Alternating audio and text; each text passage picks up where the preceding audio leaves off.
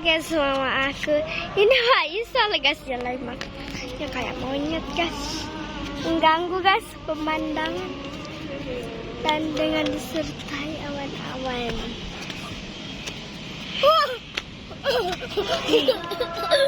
Guys, tertekan. Dan sekarang Kakak lagi duduk santai-santai guys. Kakak capek guys. Kasih sangat betis juga Kakak juga sakit. Nah ini sampai melihat pemandangan, tapi kalau aku ke situ mengerikan guys, takut. Ditambah lagi lantainya licin di tengah sana, takut banget di situ.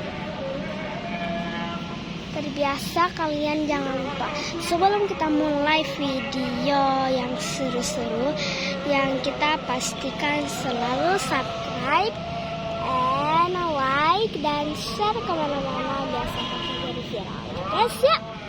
Dan sekarang kita lagi menikmati pemandangan dan melihat kapal-kapal di situ, dari mulai kapal yang berjalan kecil, kapal besar yang itu yang ada orangnya di atas, yang nggak tahu lah nanti kalau malam pasti dia udah jalan tuh guys.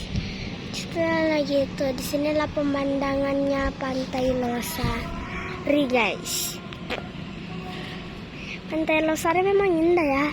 Di situ ada kapal lagi tuh guys. Kalian nggak lihat gak itu ada kapal kecil guys? Kalian masa nggak lihat sih itu kapal kecil banget tuh.